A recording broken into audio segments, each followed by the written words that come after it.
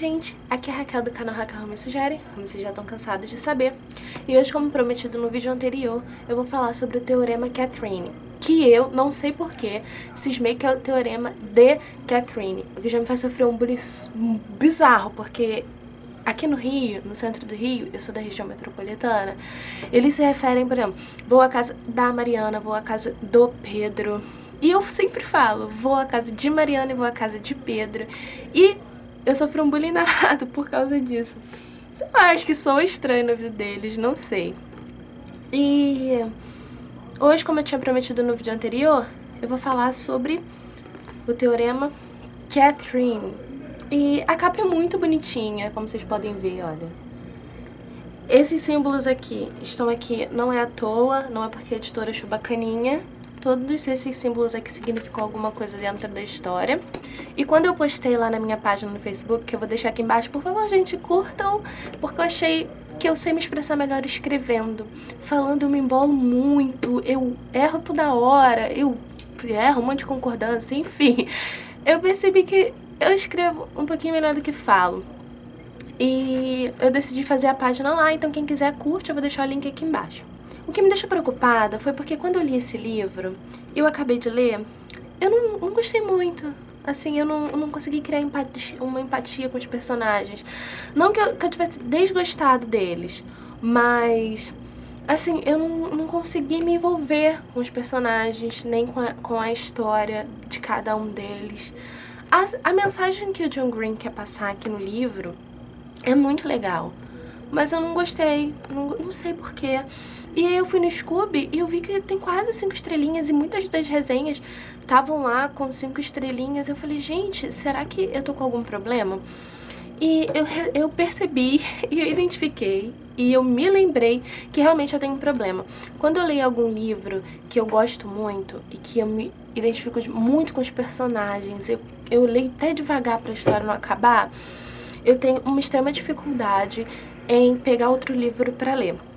Eu tinha lido A Sombra do Vento do Zafón e, cara, aquele livro é fantástico, é incrível, os personagens são incríveis, a escrita dele é impecável e eu fiquei completamente apaixonada pelo jeito que o Zafón escreve e pelas histórias dele.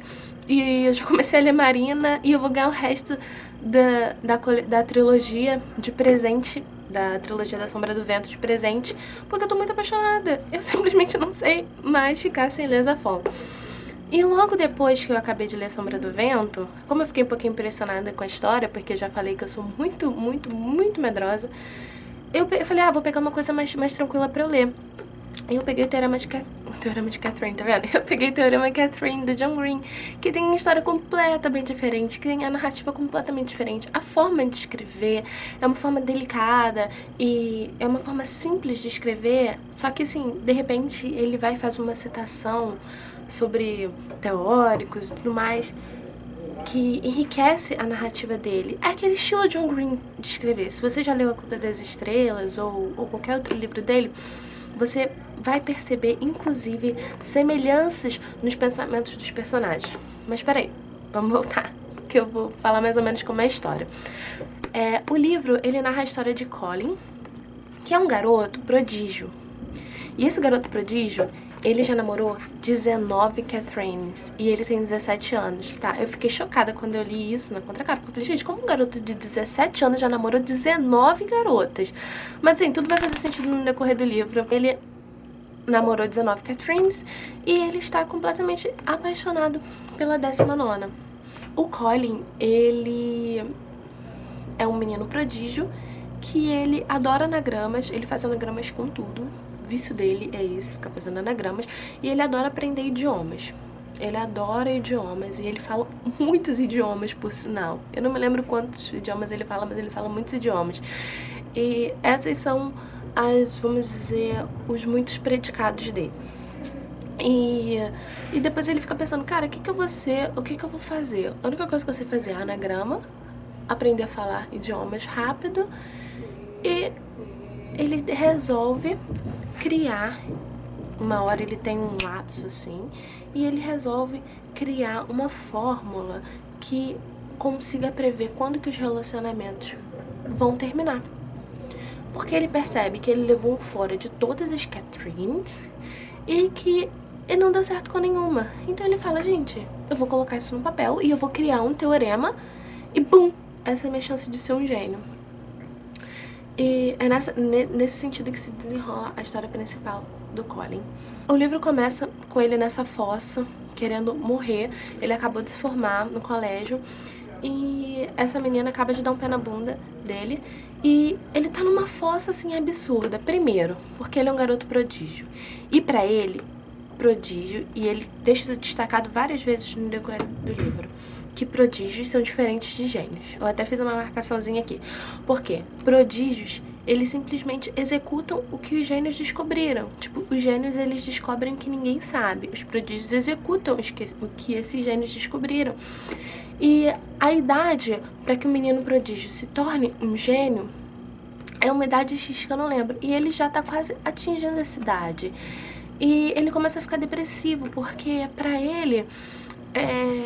ele não é nada, sabe? Ele não é importante, ele não tem nenhuma importância. Ele não tem importância para as Catherines, ele não tem importância para o mundo, porque ele é só um prodígio, ele não fez nenhuma grande descoberta, ele não mudou nada, sabe? Ele não tem um nome que vai se tornar inesquecível. E, enfim, o livro começa nessa fossa. E ele tem um amigo chamado Hassan, eu não sei se pronuncia assim, é H-A-S-S-A-N. E esse amigo dele, para tirar um pouco ele dessa fossa, sugere que eles façam uma viagem de carro, para conhecer lugares e pessoas, enfim, espairecer. E eles vão viajar e numa dessas viagens eles chegam a um lugar chamado Good Shot, acho que é isso, se não for vou deixar o nome aqui em cima. E eles conhecem uma tal de Lindsay. E por causa dessa Lindsay, todo o rumo da vida deles ali na viagem, de pensamentos e situações vão mudar. Ela é uma garota do interior, muito interior, que fala engraçado, com um sotaque engraçado, bem de interior mesmo. E pra ela, o mundo dela é aquilo ali. Ela não quer sair dali e ela acha que se ela tiver que fazer alguma diferença e se ela tiver que ser importante no mundo e para o mundo, vai ser ali dentro, no interiorzinho dela, na cidade dela. Já o Colin não, ele quer conhecer o mundo, ele quer ser importante, ele quer que o mundo o reconheça. Eu não consegui, assim, criar, de fato, uma identificação com o livro ou com os personagens. O que eu achei muito gritante é que você consegue pegar semelhanças com os personagens do A Culpa é das Estrelas. Aqui no finalzinho do livro, eu marquei, óbvio que eu não vou falar, mas aqui no finalzinho do livro mesmo, faltando umas 30 páginas para acabar o livro, tem um pensamento que o Colin, ele chega, que é exatamente o pensamento da Hazel Grace em A Culpa é das Estrelas. Quando eu tava lendo, eu falei, caraca, Hazel! Quando eu me toquei que eu li o livro e eu falei, poxa, eu não gostei tanto. E quando eu fui ao Scooby, eu vi que tinha um monte de gente dando 5 estrelinhas. Eu falei, gente, será que faltou sensibilidade na hora da leitura do livro? Será que eu tava tão imersa em outro livro ainda? Será que eu tava lendo esse livro com cabeça em outro? Que eu não consegui ter sensibilidade suficiente pra pescar o que o John Green tá falando aqui? E eu fiquei matutando isso e eu decidi que eu vou ler novamente o livro e agora com todo o amor e carinho e atenção que o autor merece. É uma história fofa, é uma história que eu gostei de ler antes de dormir, diferente dos livros do Zafon e dos outros livros que eu tenho lido que deixa a gente um pouco perturbada, que não serve pra ler antes de dormir, porque eu fico desesperada e atordoada. Inclusive, essa semana eu li Jogos Vorazes. Gente, eu não sabia nada sobre aquele livro, eu fiquei apavorada quando eu li. Gente, eu chorei tanto lendo aquele livro, mas esse assunto para outro vídeo ou pra alguma resenha lá na página. Não esquece de curtir a página, não. Então é isso, gente. Essa é a minha impressão a respeito do livro. Gostei, mas assim, eu não sei se eu daria 5 estrelinhas como tinha gente dando no Scooby. Eu não sei se foi falta de sensibilidade minha, não sei. Vou ler novamente e aí eu digo se eu gostei ou se eu não gostei. Novamente. Tá bom, gente? Não vou chegar a fazer outro vídeo sobre ele, mas aí dentro de algum outro vídeo falando sobre outro livro, eu comento sobre a minha impressão. Então é isso, espero que vocês tenham gostado. Se gostou, dá joinha aqui embaixo. Beijo, gente, até o próximo vídeo. Gente, eu percebi que eu não falei nada da história, né? Muito bom.